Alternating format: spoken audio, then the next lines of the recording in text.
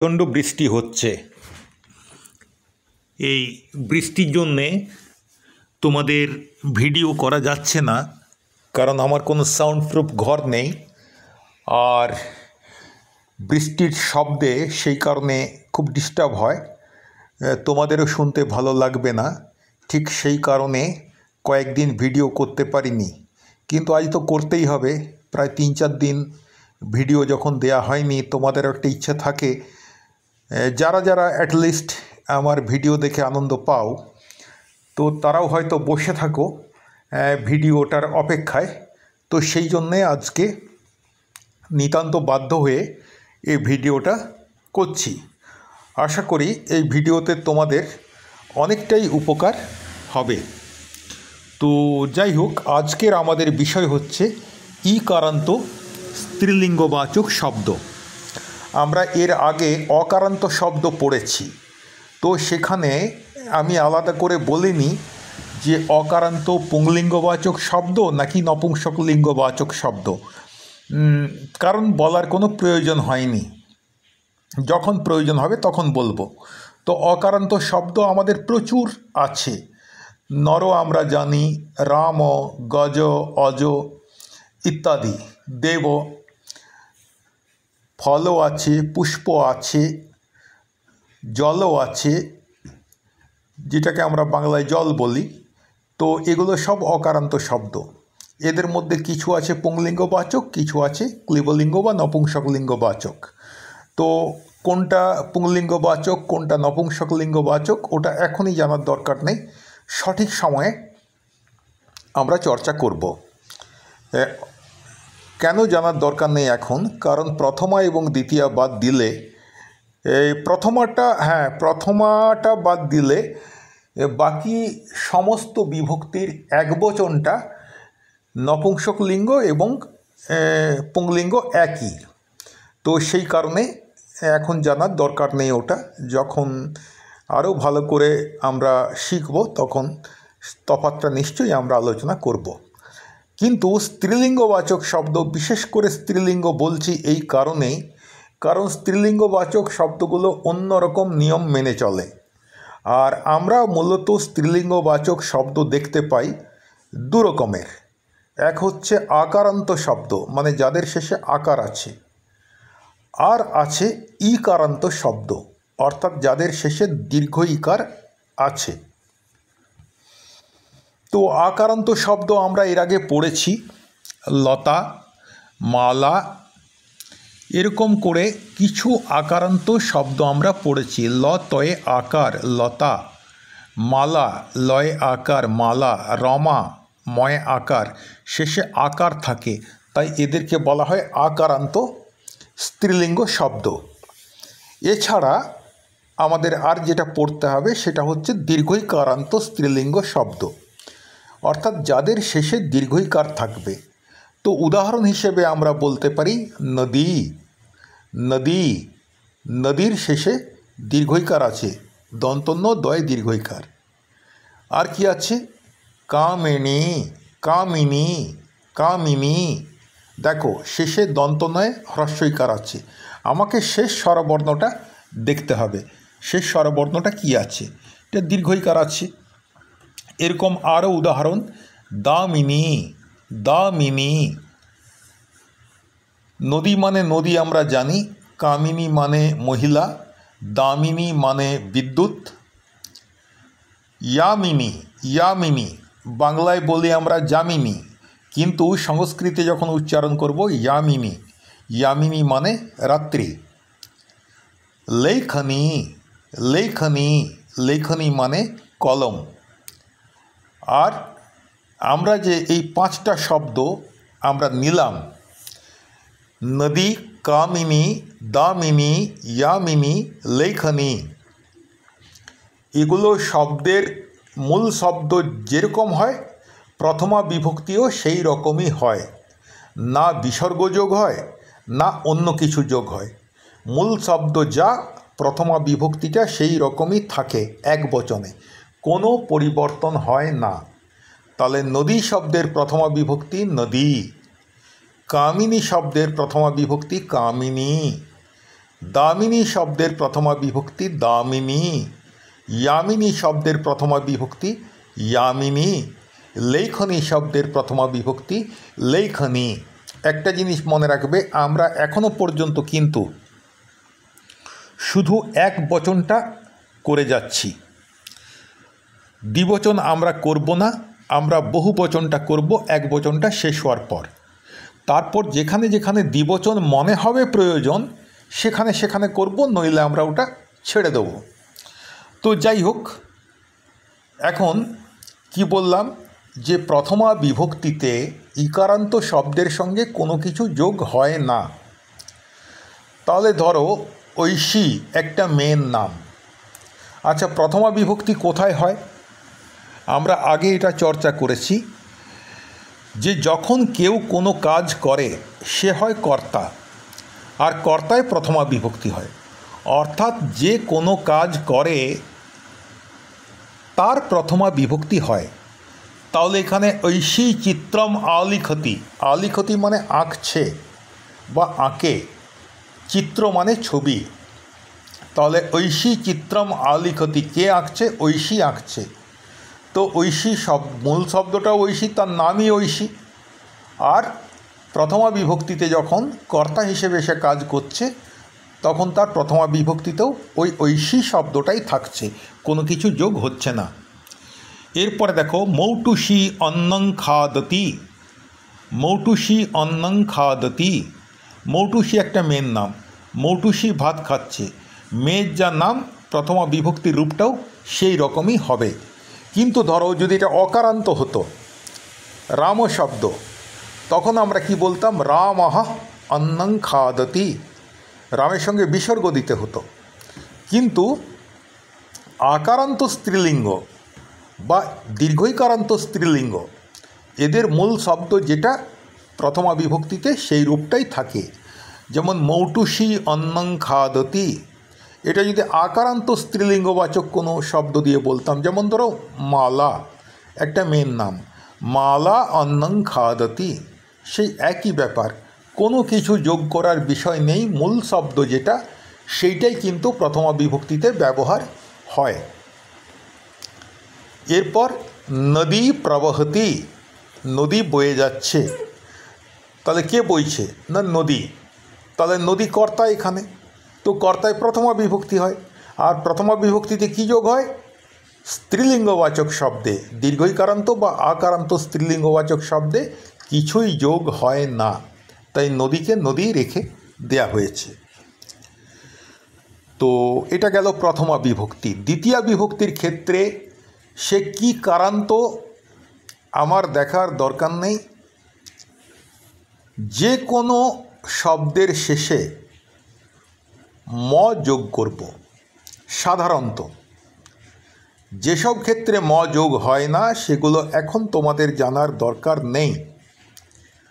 আমাদের যেসব শব্দগুলো প্রয়োজন হবে সেগুলো অকারান্ত হোক, ইকারান্ত হোক, দীর্ঘইকারান্ত হোক, আকারান্ত হোক, যাই হোক না কেন, দ্বিতীয়া বিভক্তির এক বচনে সবগুলোর সঙ্গে ম যোগ করব।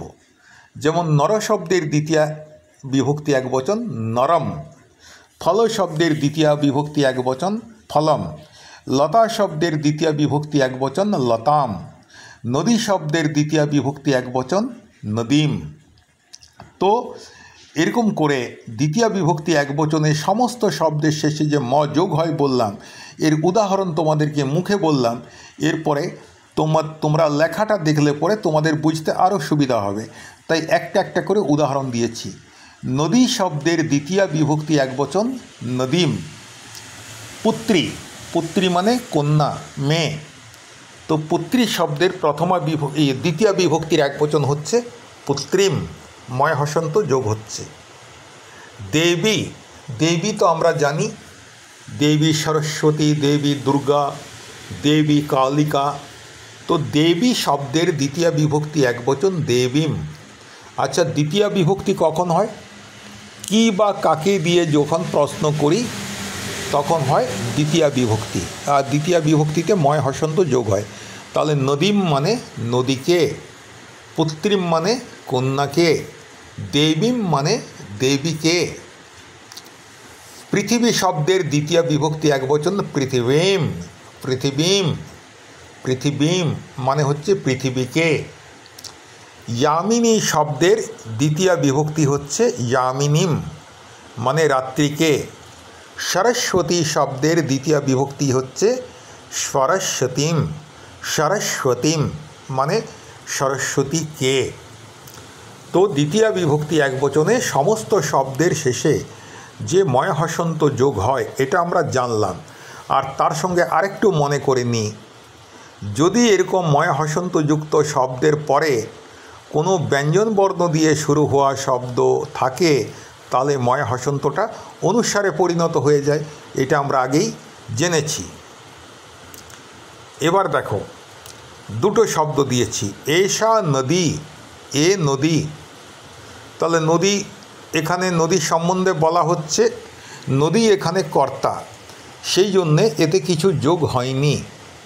এষা নদী, একে, এ হচ্ছে নদী।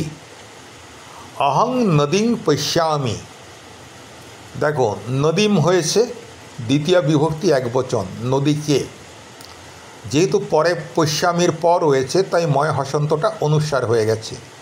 তাহলে নদীং মানে হচ্ছে নদীকে। তাহলে অহং নদীং পশ্যামি, আমি নদীকে দেখি। তাহলে এষা নদী, এটা নদী, নদীটা প্রথমা বিভক্তি। অহং নদীং পশ্যামি, আমি নদীকে দেখি। এখানে নদী শব্দের দ্বিতীয় বিভক্তির রূপ আমাকে ব্যবহার করতে হবে, তো সেই জন্যে করেছি নদীম। এরপরে দেখো দ্বিতীয় যে জোড়াটা লাল রঙের, এষা দেবী, এ দেবী। তো দেবী তো সম্মানীয়, তাই এ না বলে বলবো ইনি। এষা দেবী, ইনি দেবী। বালকः দেবীং নমস্করোতি, বালকः দেবীং নমস্করোতি, ছেলেটি দেবীকে নমস্কার করছে, অর্থাৎ ছেলেটি দেবীকে প্রণাম করছে।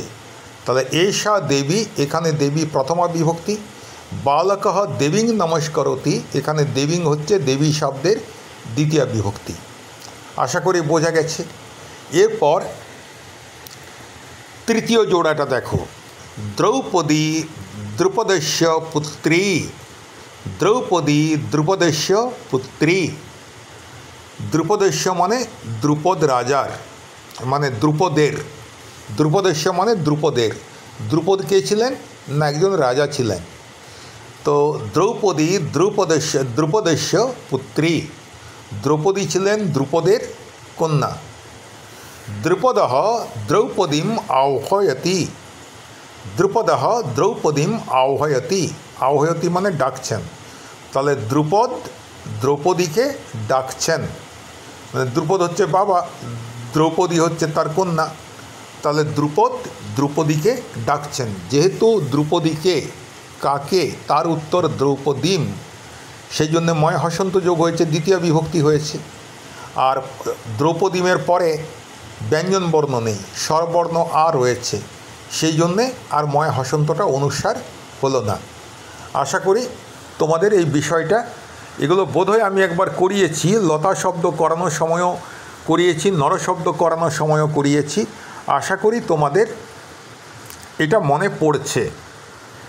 এরপরে আমি তোমাদেরকে একদম অন্য কালার দিয়ে দেখিয়ে দিয়েছি কোথায় কোথায় দ্বিতীয় বিভক্তি হয়েছে। যেমন অহং নদীম পশ্যামি, নদীমটা লাল কালারে করেছি, বুঝতে পারবে সহজেই যেটা দ্বিতীয় বিভক্তি।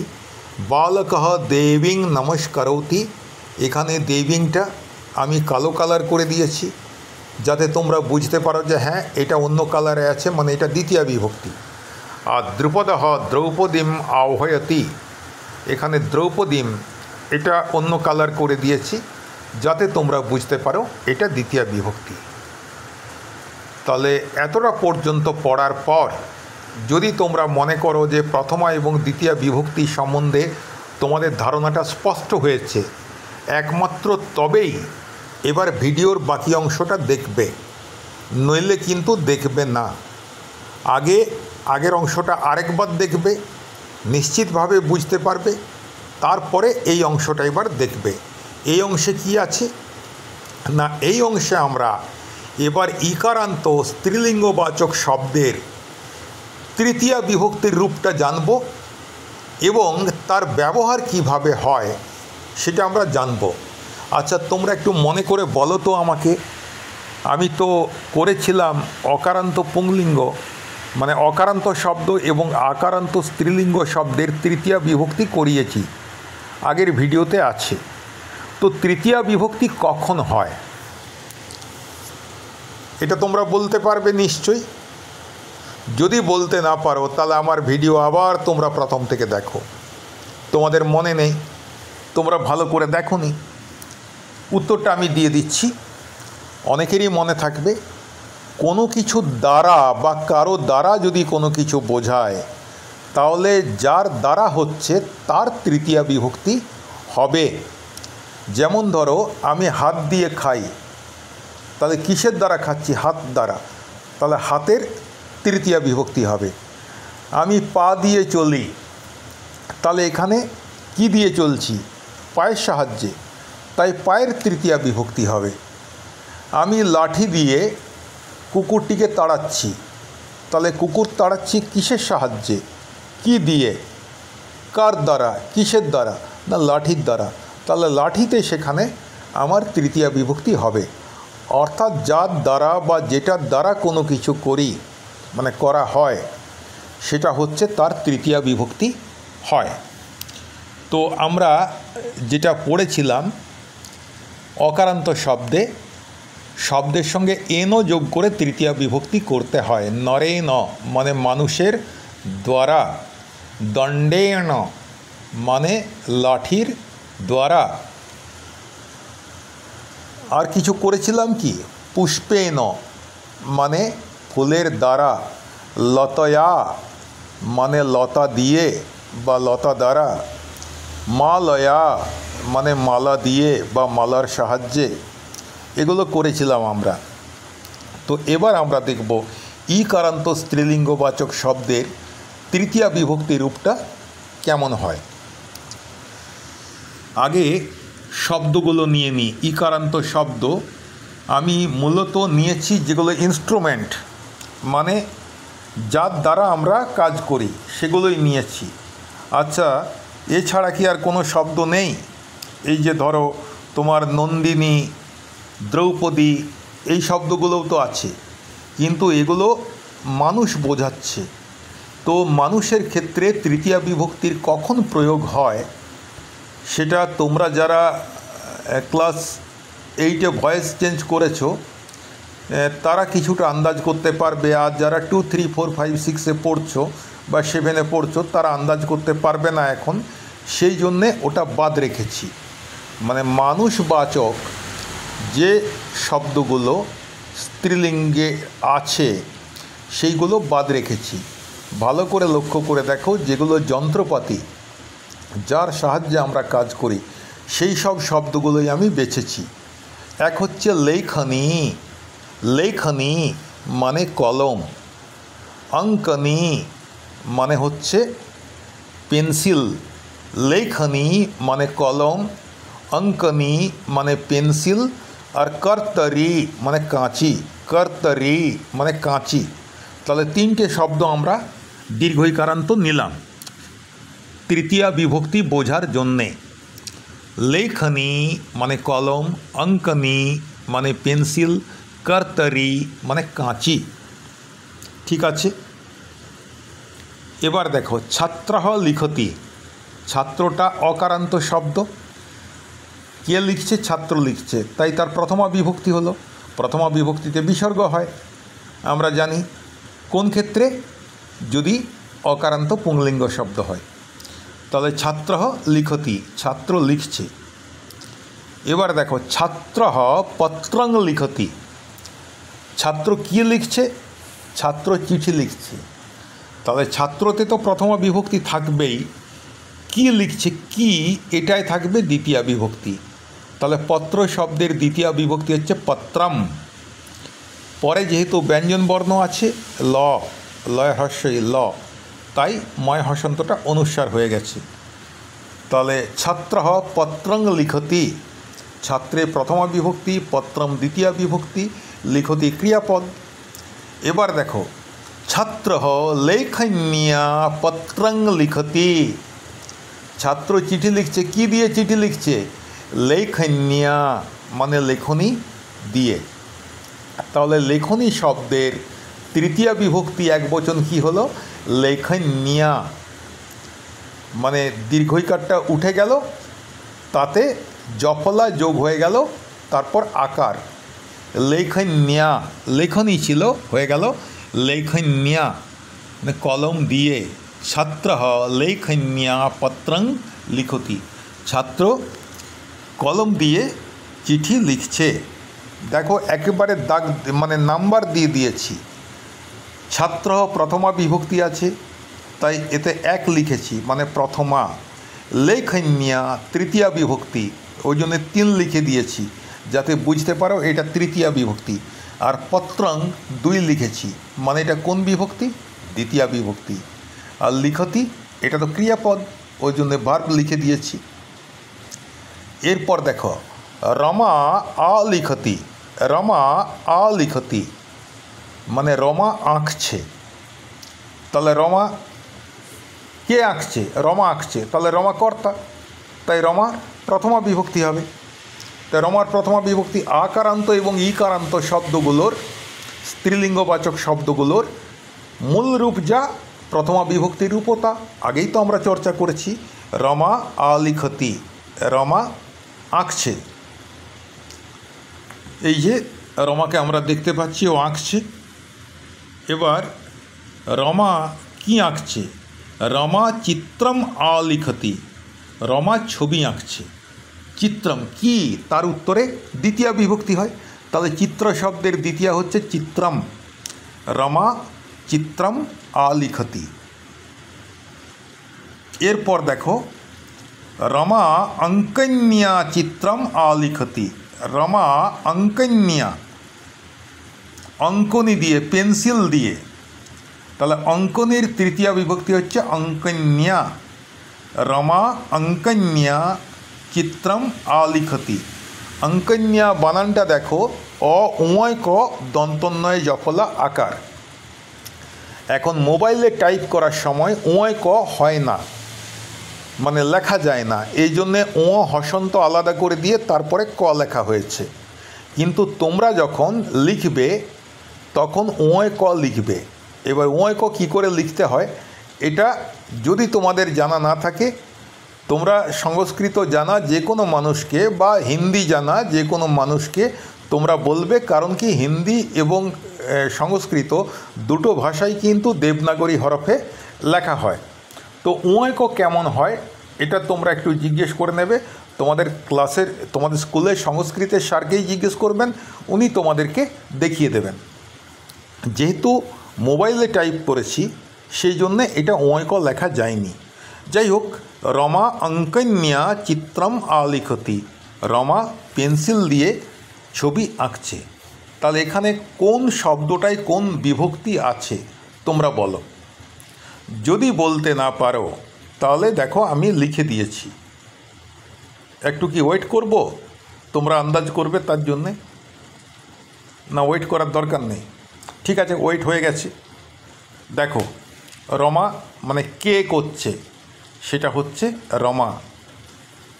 কা আলিখতি কে আঁকছে, তার উত্তর হচ্ছে রমা। কিম আলিখতি কি আঁকছে, তার উত্তর হচ্ছে চিত্রম। আর কয়া আলিখতি কি দিয়ে আঁকছে, সেটা হচ্ছে অঙ্কনী দিয়ে, অঙ্কন্যা। তাহলে দেখো রমায় প্রথমা বিভক্তি, অঙ্কন্যায় তৃতীয়া বিভক্তি, চিত্রম দ্বিতীয়া বিভক্তি, আর আলিখতি এটা হচ্ছে ক্রিয়াপদ।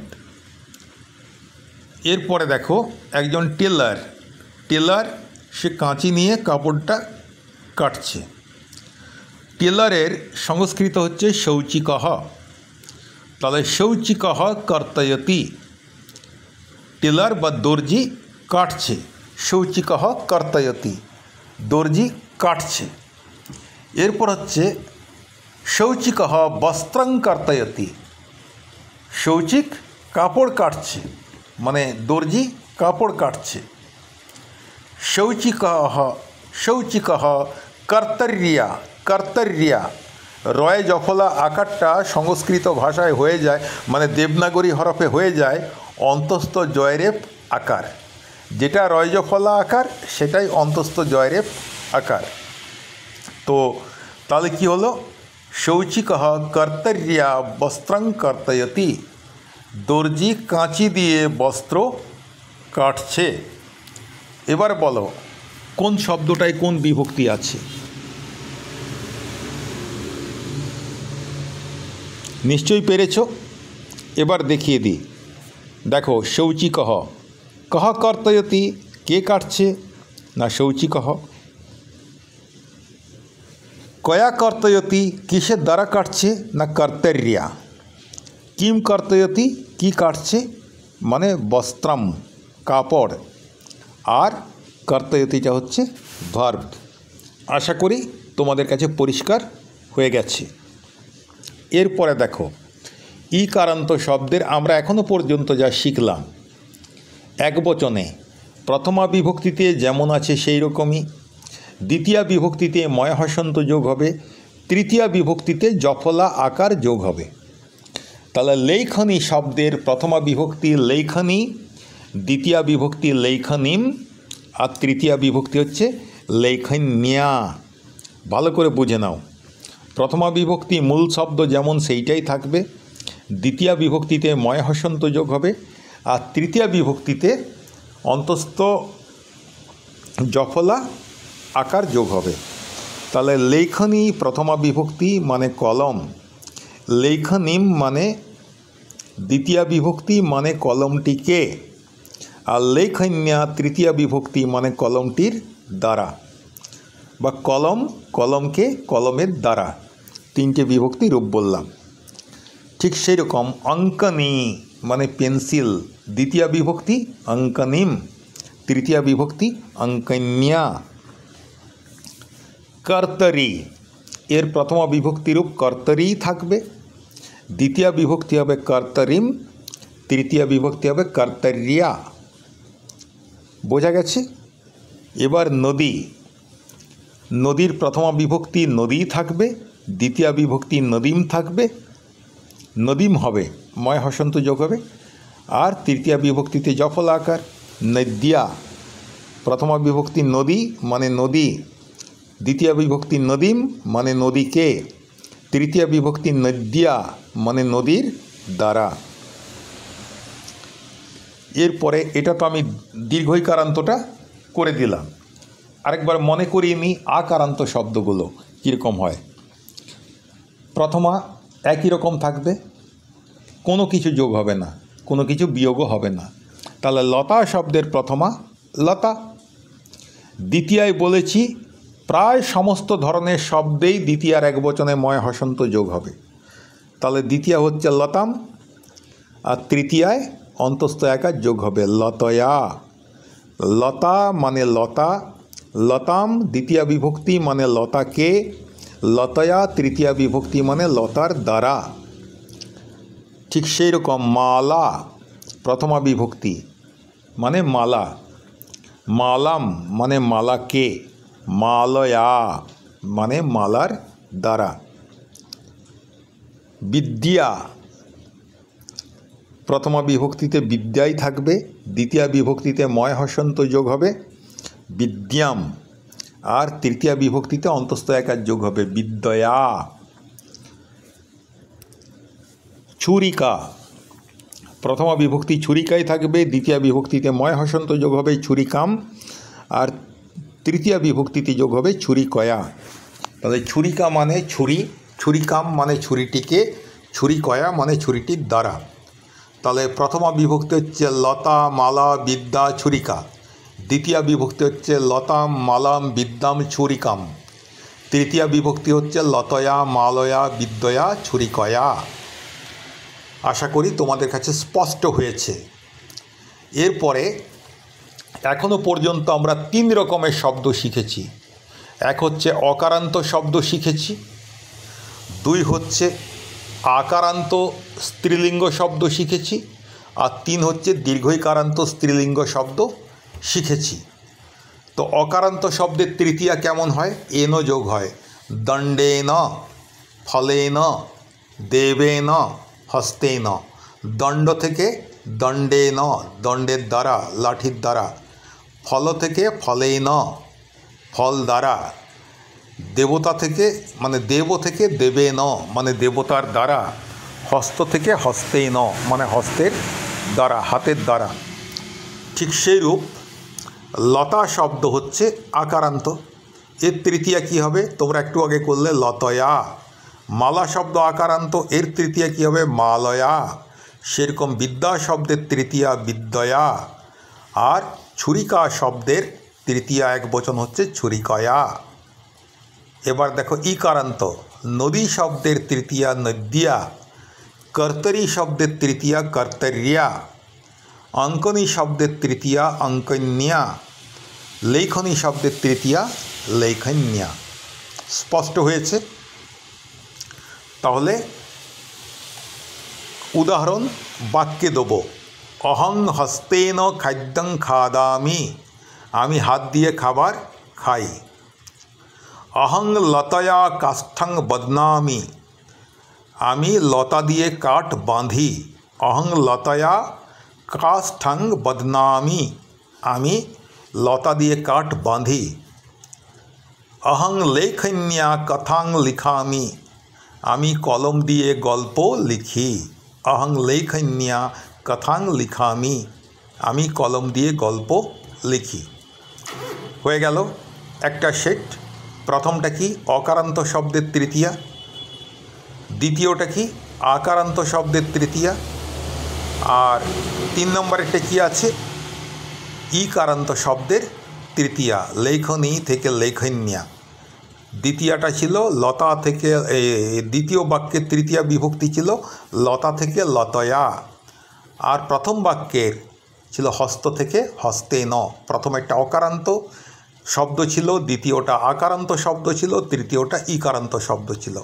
আরেকটা সেট জেনে নাও, তাহলেই তোমাদের প্রথমা দ্বিতীয় তৃতীয় বিভক্তি একবচন একদম কমপ্লিট হয়ে গেল। অহং হস্তেন খাদ্যং খাদামি। কি যোগ করেছি? অকারান্ত শব্দ যেহেতু এন যোগ করেছি। অহং লতয়া কাষ্ঠং বদনামি। এখানে লতার আকারটা উঠিয়ে দিয়ে অন্তস্থ আকার যোগ করেছি। আর অহং লেখন্যা কথাং লিখামি।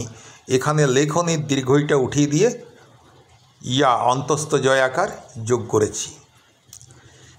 এবার দেখো, রমা অঙ্কন্যা চিত্রম আলিখতি। রমা পেন্সিল দিয়ে ছবি আঁকছে। এখানে তৃতীয় বিভক্তি কোনটা? অঙ্কন্যা। বিপ্র পুষ্পেন দেবং পূজয়তি। আগেরটা অঙ্কনীটা ছিল দীর্ঘইকারান্ত। এইখানে তৃতীয় বিভক্তি যার, সেটা হচ্ছে অকারান্ত। তাহলে কোনটা তৃতীয় বিভক্তি আছে বলো? কি আছে?